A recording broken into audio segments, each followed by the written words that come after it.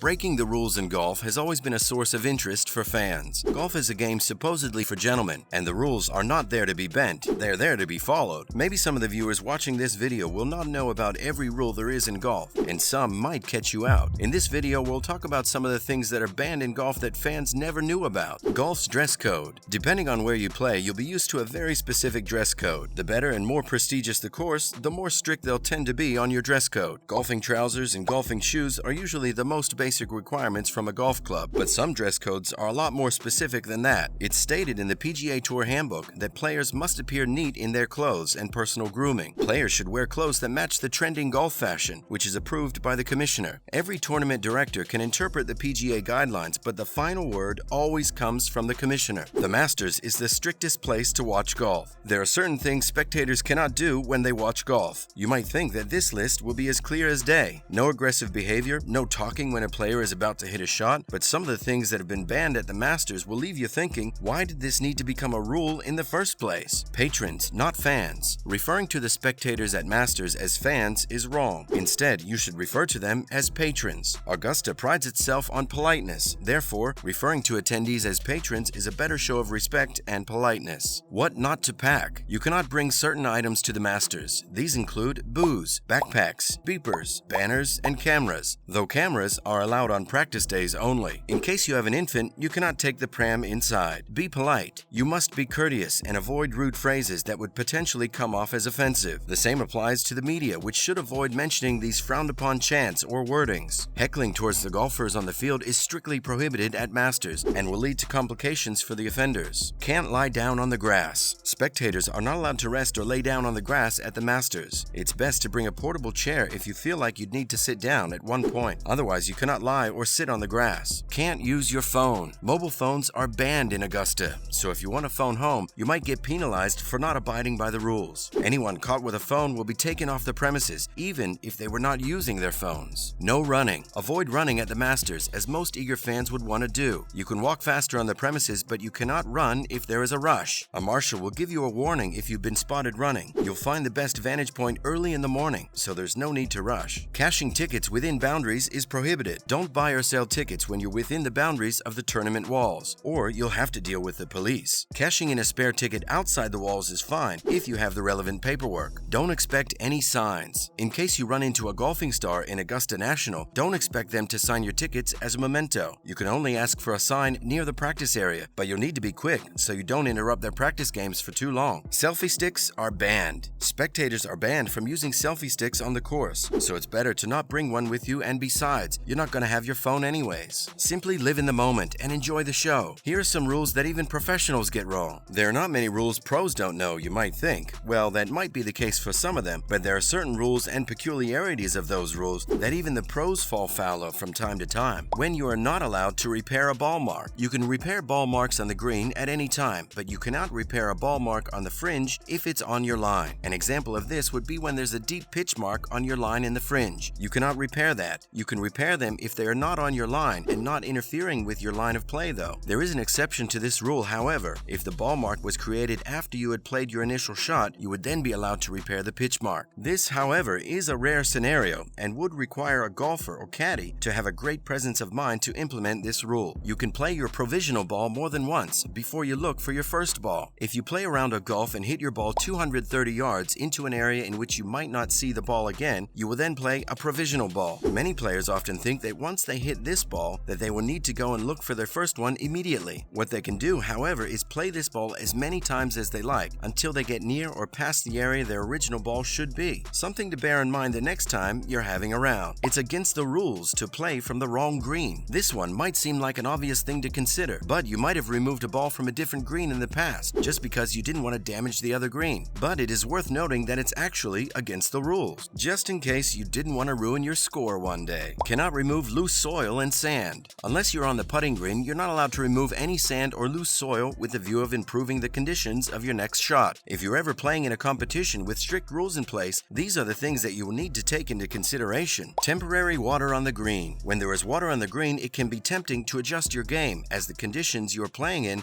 don't really seem just. If you're on the green, you can remove your ball for this reason, but if you're slightly off the green, for example, you can't. In the scenario where you have to chip the ball onto the green from from the fringe of the putting surface and there is a puddle of water between you and the hole, I'm afraid that if you want to play within the rules, you'll need to play around the puddle, even if it's clear that you have an unfair disadvantage. Maybe this could be a small rule change that the relevant authorities should consider. Out of bounds. We'll be honest, if you're a golf fan, you'll no doubt know this rule, but it's amazing how many golfing fans don't play to this rule when they're having a round of golf. When many players tell you that they went round in 80, but you know they got out of bounds about 4 times every round, you might need to question what they do when the ball goes out of bounds. What some recreational players do is they play their third shot, meaning they have accepted a penalty stroke from where the ball would be were it still in play. This, in terms of a professional setting, would be considered very wrong, and it's vastly against the rules. If you want to stick to the proper rules, then you'll need to play either your provisional ball and then seek to find the other one, or you'll have to take a penalty stroke and play it from a predetermined drop zone. Or if it is your tee shot, you'll be playing your third from the tee. Are there any rules that we've missed on this list that you think we should have included? If so, please let us know in the comments below. Until our next golfing video, I hope you take good care of yourself, and we'll see you very soon. Bye for now.